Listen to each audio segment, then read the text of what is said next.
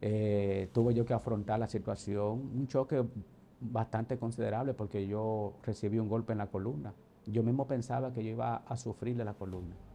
Pero ahí estuvo Dios cuidándome, Sí, porque las esa oraciones rodilla de esa de mi mujer. esposa siempre orando por mí donde quiera que yo estaba.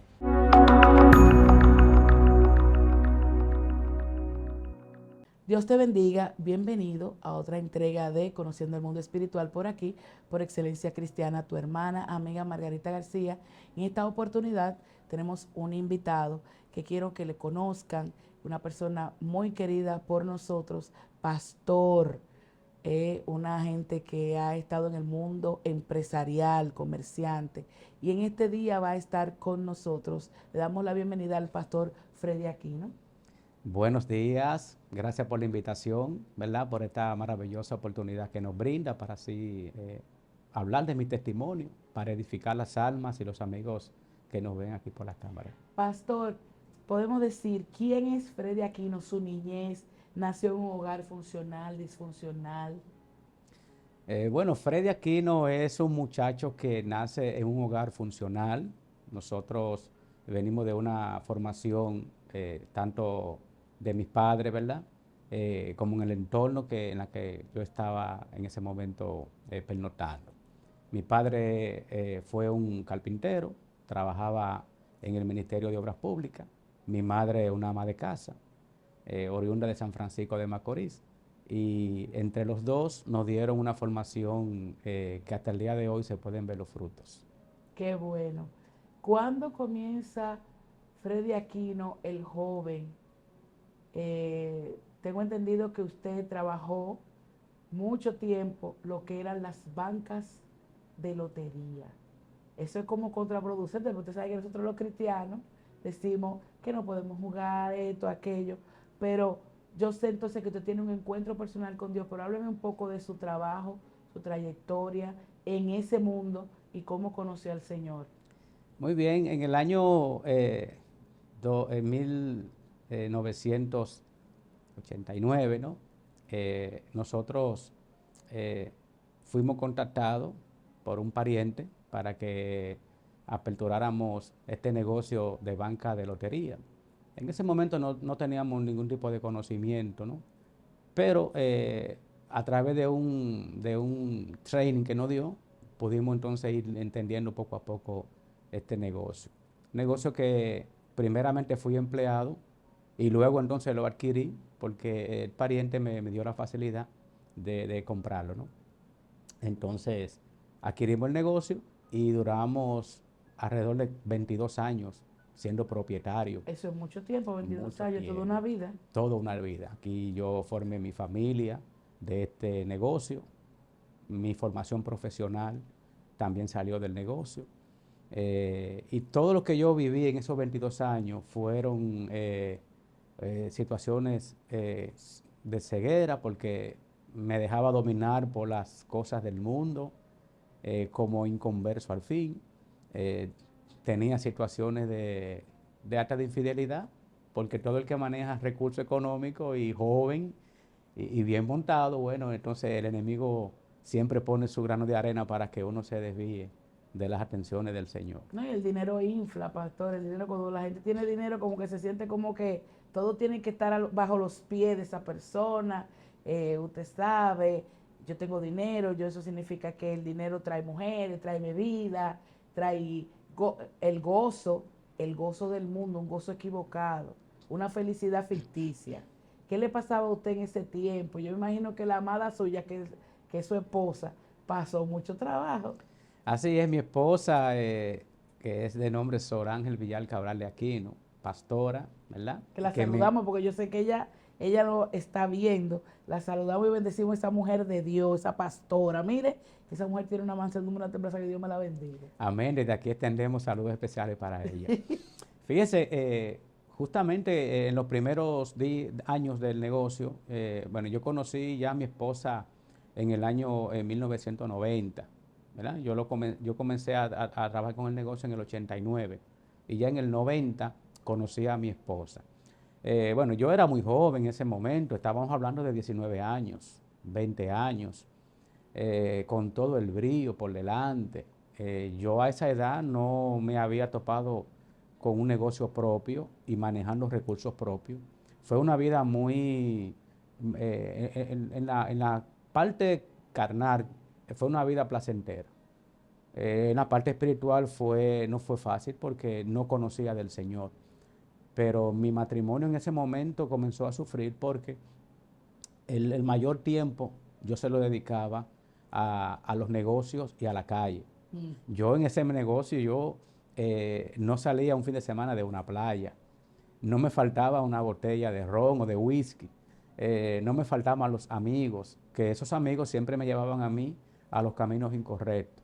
Y yo envuelto en ese mundo y ciego, hacía cosas que hasta mi propio matrimonio se afectaba. A tal punto que por esa sierva que tuvo esa perseverancia en el Señor, porque quiero decirle que mi esposa primero vino a los pies de Cristo y luego entonces a través del proceso, a través de las rodillas, de ella vine yo. Pero en esos años, en el año que tenía 20 a 25 años, fueron un tiempo muy difícil porque no estaba preparado para yo ser una persona fiel por la misma situación del mundo. Mi matrimonio sufrió mucho, pero mi esposa fue perseverante, le creyó a Dios, le creyó al Señor. Y yo invito a todas las personas que en este momento tienen situaciones de matrimonio, que tienen situaciones de división, de pleitos, que se aferren al Señor y crean a Dios. Y esta fue la clave de que mi esposa pudo vencer y pude yo venir a los pies del Señor. No, en cierto modo la pastora tuvo la perseverancia, pero nosotras, las que hemos venido primero o que tenemos situaciones en el matrimonio, porque usted conoce también la situación que le he explicado, el testimonio del matrimonio mío, o sea, no podemos dejar de dar rodillas y cansarnos, Así es. porque Dios oye la oración del justo, Dios escucha la oración. Y cuando la pastora llega, me crea curiosidad. Ella llega, me convertí, me imagino que le dice a usted, cuando ella aceptó al Señor primero, ¿cómo te tomó esa noticia? No estaba preparado, porque yo vengo de una formación de mis padres meramente católico. A mí solamente me faltó ser monaguillo. Pues yo era un devoto de la iglesia católica. Yo no me perdía una misa los domingos. Yo me confesaba. Y por mi culpa, y por mi y culpa, y por por mi mi culpa. santa culpa. Y yo reclamaba esa hostia, que me la dieran en la boca. Y esa era mi devoción, mi religiosidad. Cuando mi esposa viene a los pies de Cristo, por una amiga que Dios la usa para que ella venga a los pies del Señor, yo lo tomo con mucho desprecio, porque no era mi formación. Nosotros aborrecíamos a los evangélicos, Ay, mi madre. a los cristianos. Incluso cuando mi esposa llevaba a los cristianos o las cristianas a la casa a orar, y yo llegaba, yo era un remolino, yo botaba a todo el mundo de mi casa. Usted veía el enemigo. Yo decía, me vienen a comer mi comida, me vienen a perturbar mi hogar, me van a poner más loca a mi esposa después que se entró en este asunto del evangelio. Y ahí entonces fue una batalla, pastora, una batalla, porque después yo la perseguía. Ella iba para la iglesia y yo tenía un hermano, o tengo un hermano, que era el que me alimentaba los oídos y me decía, ahí se va tu esposa para la iglesia a verse con el pastor. Oye. Ay, hermana, yo en esa época, y yo le seguía atrás a mi esposa. Cuando llegábamos a la iglesia, yo veía a mi esposa que cuando le estaban orando y caía en el piso, yo dije, me mataron a mi esposa, me la mataron, porque cuando ya caía ese golpe, yo no entendía Era estas porque usted no cosas, tenía no entendía estas conocimiento. cosas. Pastora, pero lo grande del caso era cuando llegaba a la casa, que ese era un pleito, un pleito casado, Ay, eso era un santo. ring. Y yo le peleaba mucho a ella y yo le decía tantas cosas que le doy gracias al Señor que hoy en día puedo entender esas cosas. Y yo le pagaba a ella saliendo a la calle, a divertirme, a hacer cosas que no le agradaban a Dios. Esa era mi justificación. Y en algunos aspectos yo deseaba que ella se fuera para la iglesia cuando ella llegara, entonces para pelearle, para yo poderme irme a hacer las cosas que el enemigo me inducía a hacer. En ese proceso, le comento que yo tuve 2 accidentes de tránsito. Ay, padre. En una ocasión, yo recuerdo que fui a Boca Chica a bañarme con unas amistades y cuando vengo de regreso, hay un fuerte aguacero y cuando yo vengo reduciendo, entonces ahí ese charco de agua estaba muy grande y yo reduzco la velocidad, pero el que venía atrás frenó conmigo, me chocó. Eso fue a la 1 de la mañana, de la madrugada. Eso fue un sábado para domingo. Yo tomaba siempre los sábados para yo hacer mis saliditas. Y déjeme decirle que me abandonaron mis amistades. Con esas personas que yo andaba ahí, me dejaron solo. Tuve yo que afrontar la situación. Un choque bastante considerable porque yo recibí un golpe en la columna. Yo mismo pensaba que yo iba a sufrir de la columna. Pero ahí estuvo Dios cuidándome, Sí, porque las esa oraciones rodilla de esa de mi mujer. esposa siempre orando por mí, donde quiera que yo estaba. Y a partir de ahí entendí que tenía que ponerle más atención. A partir de ahí el Señor y otros eventos que se dieron fue tratando conmigo para yo entonces ir tomando la decisión de ir dejando un poco las cosas del mundo. Porque ese evento me marcó. Cuando yo me vi solo, me vi golpeado y no vi a las amistades que yo andaba para que me dieran el respaldo, el calor. Eso me marcó un poco. Wow. Y cuando usted tiene el encuentro con el Señor, después de todos estos episodios, estos eventos, cuando usted entiende, dice, ya usted dice que ahí en ese momento comienza a entender que algo no anda bien. Vamos a decirlo así. Ya hay algo que me dice que yo no estoy caminando correctamente.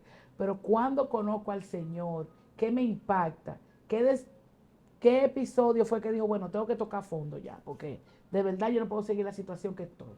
Muy bien, así es. Yo comencé a recibir ya de manera definitiva el sello, porque eso yo le llamo. El Señor me selló en un evento que me pasó, que hasta hoy lo recuerdo perfectamente. Recuerdo que ese domingo yo estaba en mi casa, eran las 8:30 de la mañana. En ese entonces yo vivía en el kilómetro 14 de la autopista Duarte, en un residencial que se llama Don Gregorio, actualmente. Y recuerdo que esa mañana, ese domingo, yo por lo general a las 9 de la mañana, yo salía de mi casa y yo me iba a los negocios. El negocio yo lo tenía en el sector del Capotillo y yo vivía en el kilómetro 14 de la autopista Duarte. Y yo me trasladaba los domingos a esa hora para yo atender mi negocio el día completo.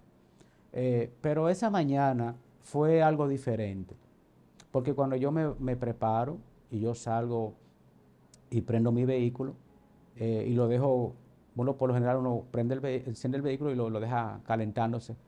Y cuando yo pongo la reversa del vehículo, yo siento unos gritos, porque en ese entonces yo tenía a mi niña de apenas 6 meses que había nacido, apenas gateaba. Y mi esposa había dejado la puerta de la galería abierta y ella estaba en la cocina. Y cuando yo encendí el vehículo, yo siento, cuando le pongo la reversa, que ruedo el vehículo, siento esos gritos de una niña. Y yo me paro, yo pongo el freno, el stop, y yo oigo estos gritos que no son normales dentro de una marquesina. Y de repente yo me preocupo porque salgo a mirar y no veo en ninguna parte la niña que está gritando. Y entonces cuando yo le digo a mi esposa, le digo, amor, pero ¿y dónde está la niña? Y ella me dice, la niña está ahí en la sala. Yo le digo, no, ella no está ahí. Y cuando mi esposa sale y no la ve, nosotros lo primero que pensamos en los dos, que ella está debajo del vehículo. Ay, Padre Santo. Y ciertamente la niña estaba debajo del vehículo. En ese momento mi esposa fue la primero que se bajó y la vio y me dijo, ay, pero es la niña que tú la pisaste. Ahí verdad que yo me volví nada. Yo me volví nada. Yo ahí perdí toda la razón porque yo dije, wow, maté a mi propia hija. Y yo me tiré, me tiré en el piso, me hinqué y comencé a sentirme culpable. Y ella me dijo, no, pero ella todavía está viva.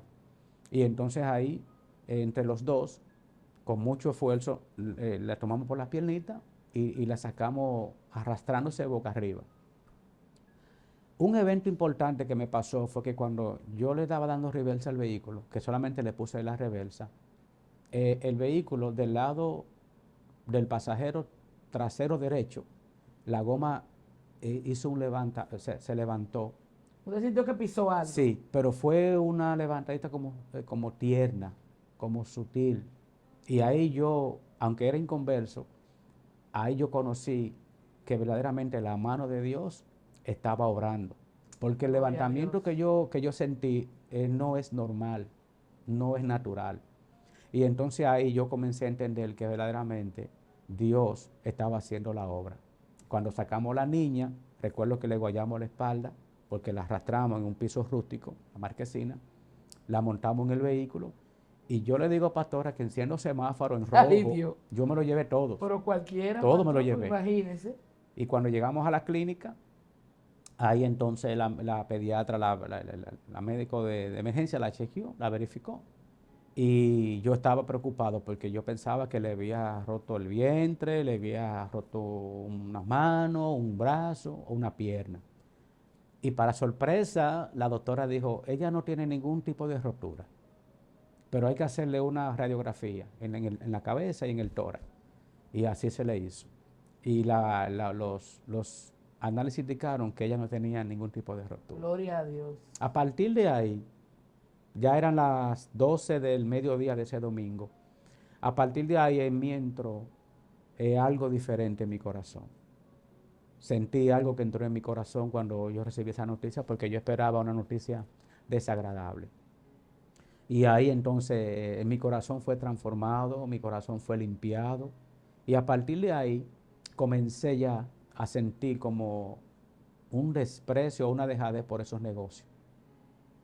Porque eran negocios de 22 años, como dije anteriormente. Y a partir de acá entonces yo comencé ya a experimentar algo diferente en mí. Hasta que me hicieron el llamado en un salón que me estaban recortando el pelo. Justamente la persona que usó Dios para que mi esposa viniera a los pies de Cristo, ya tenía un salón. Y ella me dijo, pero ¿qué tú esperas? Mira lo que Dios ha hecho contigo. ¿Por qué tú no aceptas al Señor? Y yo le dije, sí, lo voy a aceptar. Gloria a Y en Dios. ese momento yo acepté al Señor en ese salón que me estaban cortando el pelo ahí. Aleluya. Pastor, y después de ahí, ¿qué usted puede decir que Dios ha hecho en su vida? Porque comenzamos, nadie comienza siendo pastor. Eso es un proceso, eso es un llamado.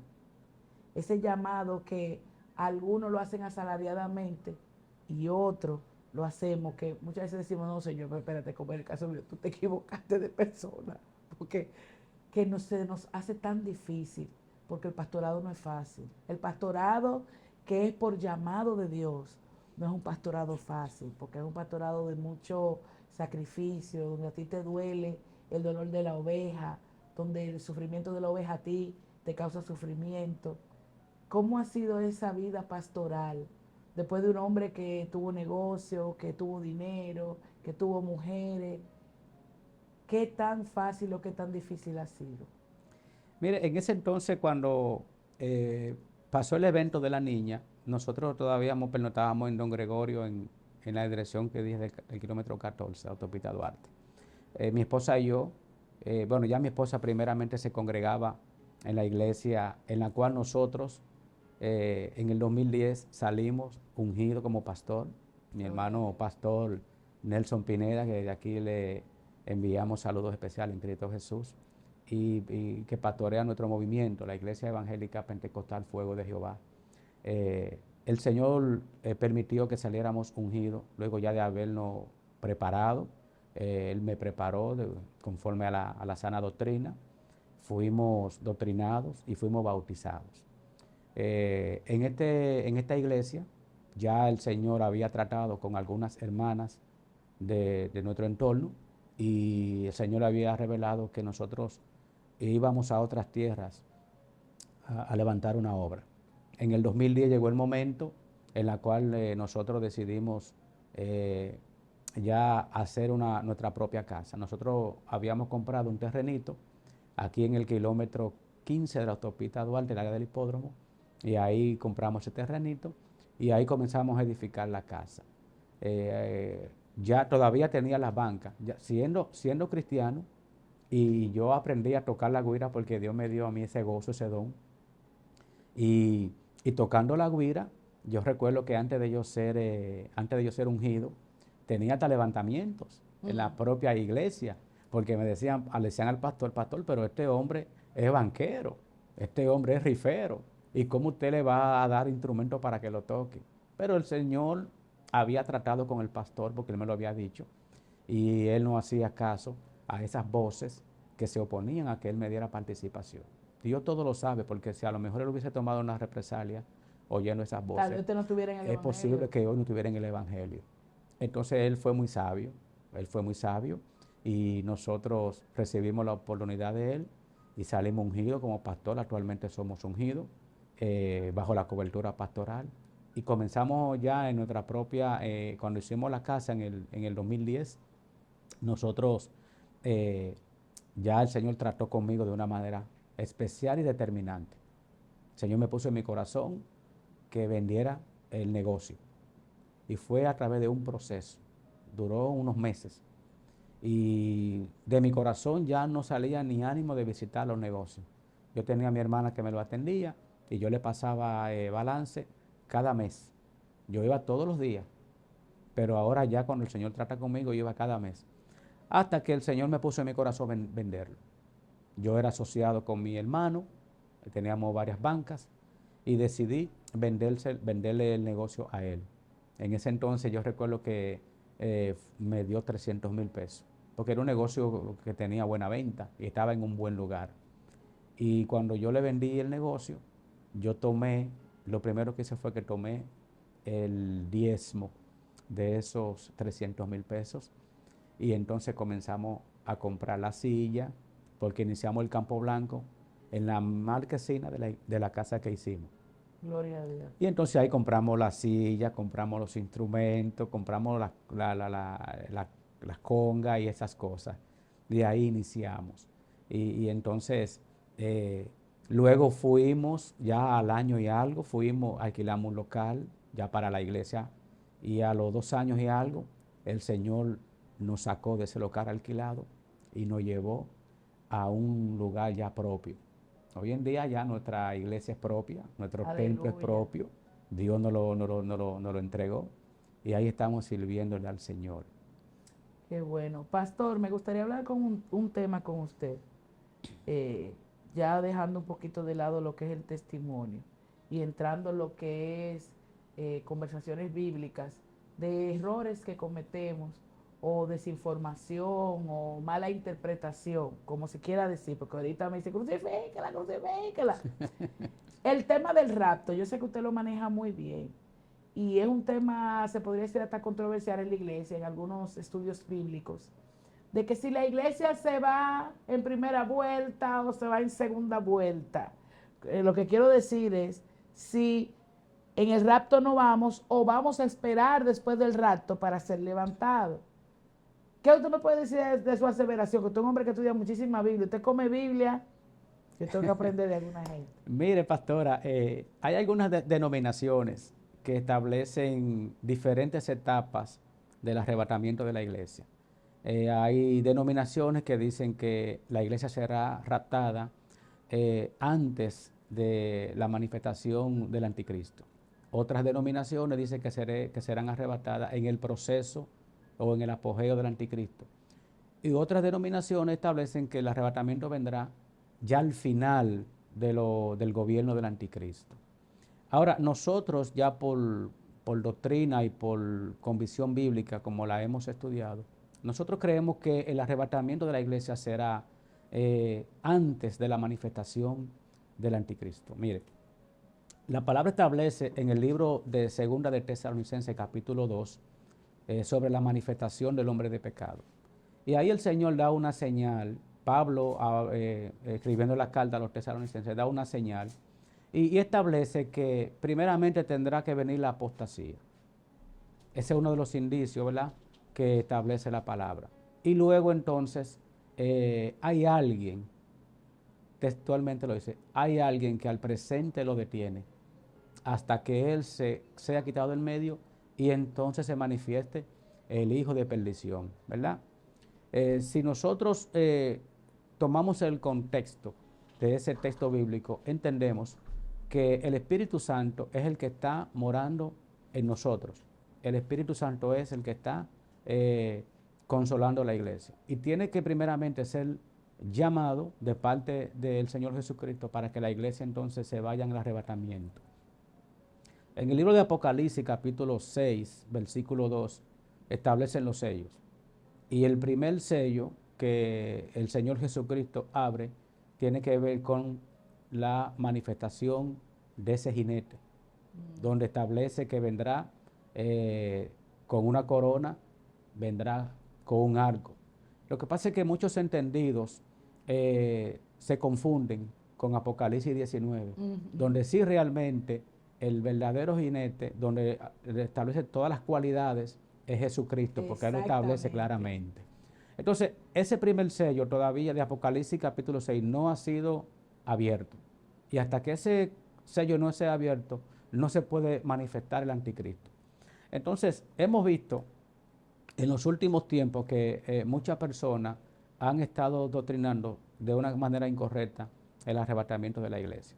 También Daniel en el capítulo 9 habla de las 70 semanas, donde ya hemos visto cumplir 69 semanas y falta la semana 70, que esa semana de 7 años es lo que comprende juicio para Israel, ya no para la iglesia. Fíjese que ahí no habla de la iglesia, ahí habla solamente para el pueblo de Israel, la angustia de Jacob.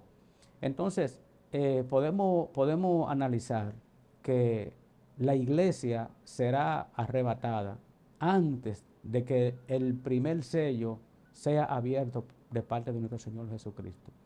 En el libro de Tesalonicenses, capítulo 4, verso 13, establece claramente que primero los muertos serán despertados, ¿verdad? Los que duermen, los que murieron siendo cristianos por fe. Y luego nosotros, que estaremos vivos para ese momento, seremos transformados, seremos arrebatados, ¿verdad? Dice Pablo, en un momento, en un abrir y cerrar de ojos, porque se tocará la trompeta y todos los que le escuchen serán levantados. Ahora, también la palabra establece, en el libro de los Corintios, habla claramente de que, y no contristéis al Espíritu Santo de Dios, con el cual fuisteis sellados para el día de la redención. Por eso es que nosotros tenemos que tener al Espíritu Santo enamorado. Tenemos que tener al Espíritu Santo bien delante de la presencia del Señor, porque Él es nuestro consolador. Así es. Porque el único que está autorizado a levantar a la iglesia después de la trompeta es el Espíritu Santo que está en este cuerpo, ¿verdad?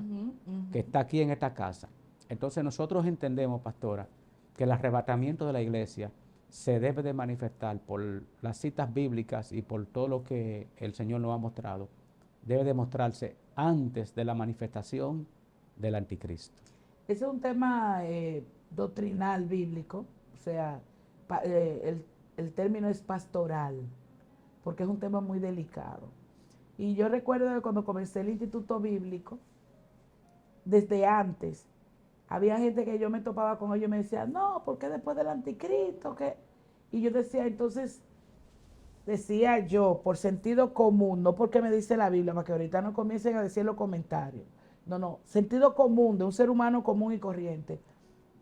¿Qué me vale entonces ser cristiana si yo voy a pasar por la tribulación? Totalmente. Si yo voy a pasar por la tribulación y yo no voy a ser raptada, sino que el levantamiento va a ser después de la tribulación, y entonces ¿para qué yo soy cristiana? Pues entonces, digo yo, o sea, claro, es un pensamiento, estoy perdiendo el tiempo porque voy a sufrir. Yo considero, y es como dice el pastor, y bíblicamente lo dice, que no, usted no va a pasar por eso.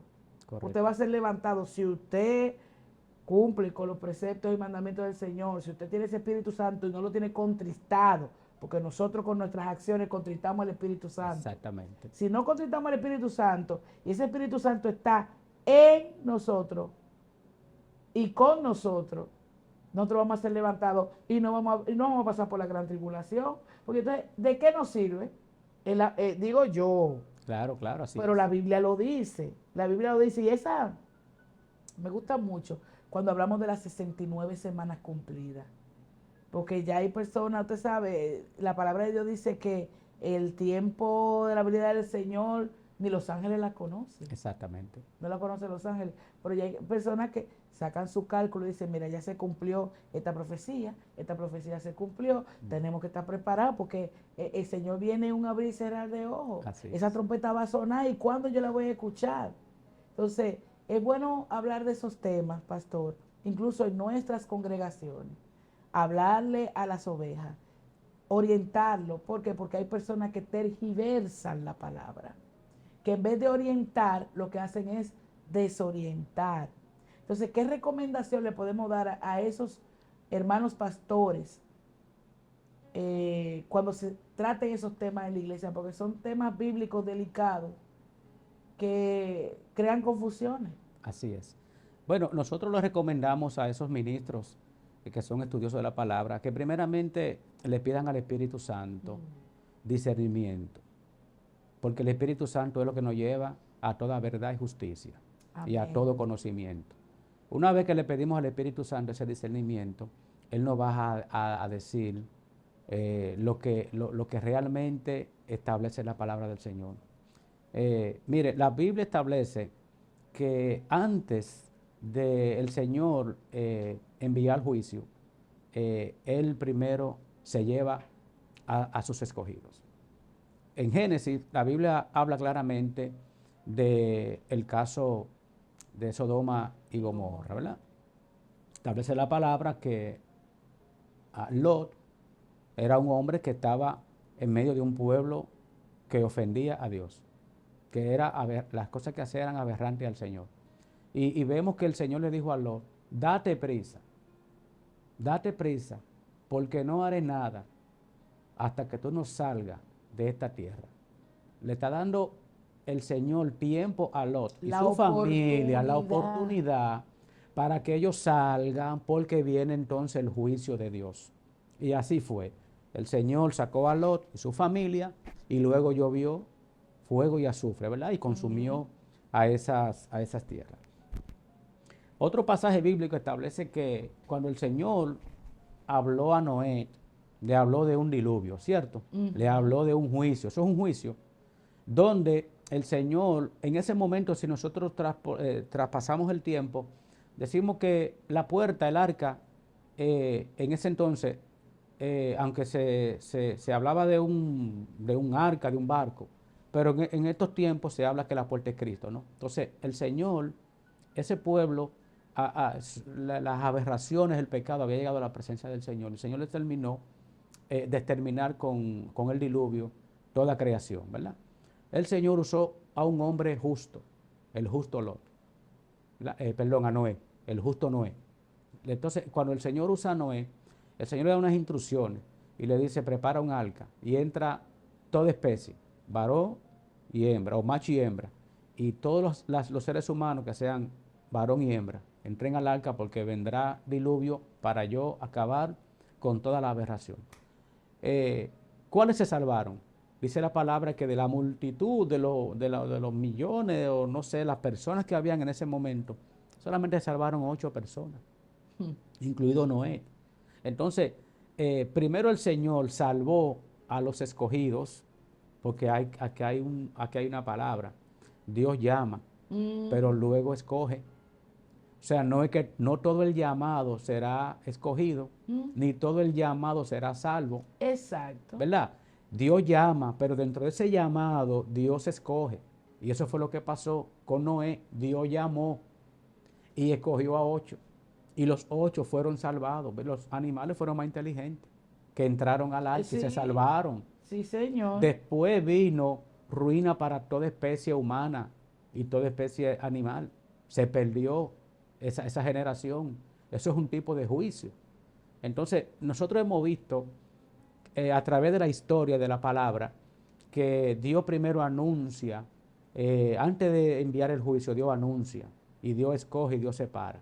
En este momento el Señor está hablando a través de las Santas Escrituras. Y ha enviado a Jesucristo. Dice, yo soy la puerta. Si tú tocas, ¿verdad? Si yo te toco y tú abres tu corazón, yo entraré a tu corazón y estaré contigo y cenaré contigo. Ahora mismo la puerta es Cristo. Y ahora mismo se está anunciando mucho juicio. Y se está anunciando el arrebatamiento de la iglesia.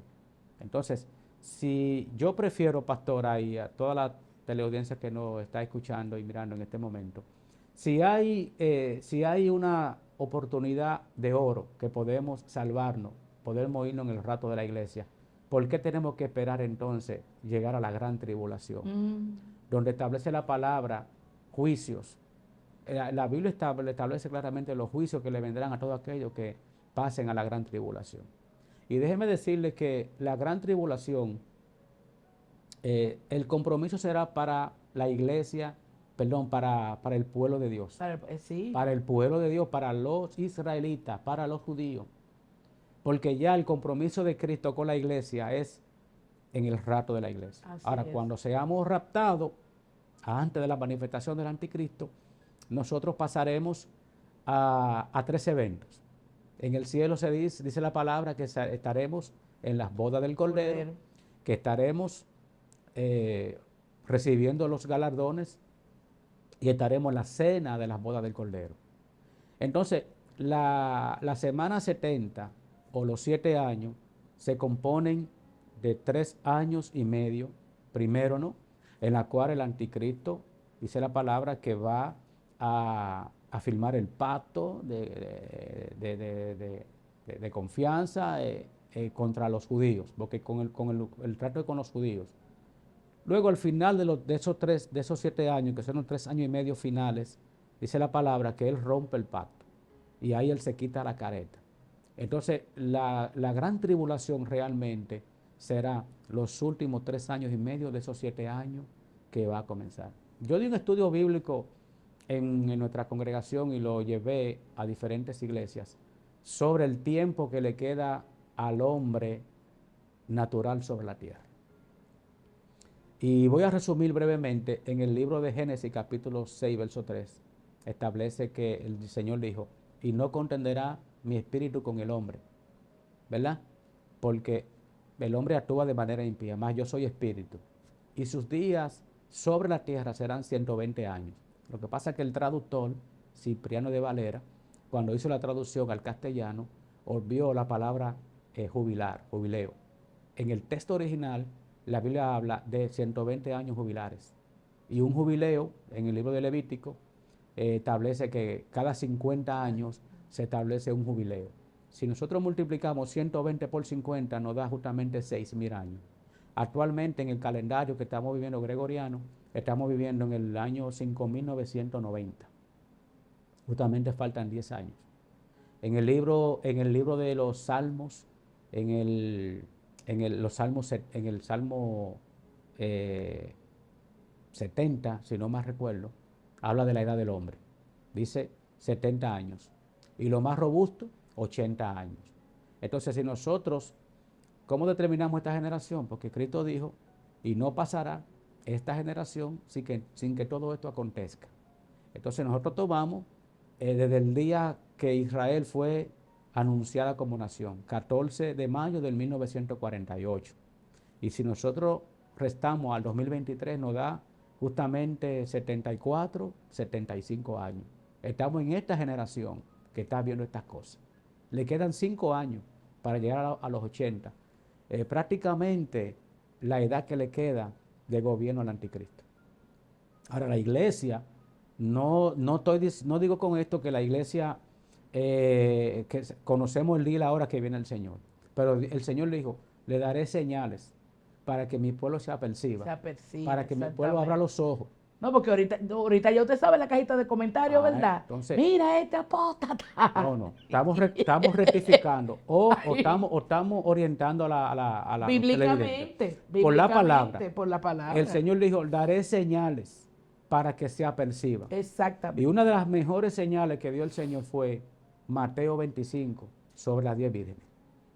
La mejor señal es esa para nosotros tener nuestra lámpara con aceite antes de que venga el Señor.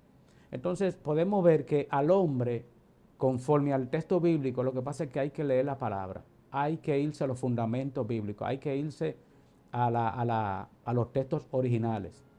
Pero a esta generación no le queda más de 5 años conforme a la edad de los 80, que es el Salmo, perdón, el Salmo de 90, Salmo 90:10, no el 70, corrijo, Salmo 90:10. Entonces podemos ver aquí que a esta generación, conforme a Génesis 6:3, no le queda mucho tiempo. Y por eso es que nosotros tenemos cada día que apercibirnos, cada día tenemos que estar buscando la presencia del Señor, tenemos que ayunar, tenemos que orar, tenemos que hacer las cosas que Dios nos mandó. Amén. Rescatar las almas, porque para eso es que está la iglesia, para rescatar las almas perdidas, con una sana doctrina. Con una sana doctrina. Pastor, el tiempo se acabó. ¿Qué le digo? Para mí siempre es un placer poder conversar con usted, porque es que yo aprendo muchísimo. Pastor, ahora para despedirnos, una oración, una pequeña exhortación de 1 minuto a todos aquellos que están conectados con nosotros, que han llegado hasta este momento.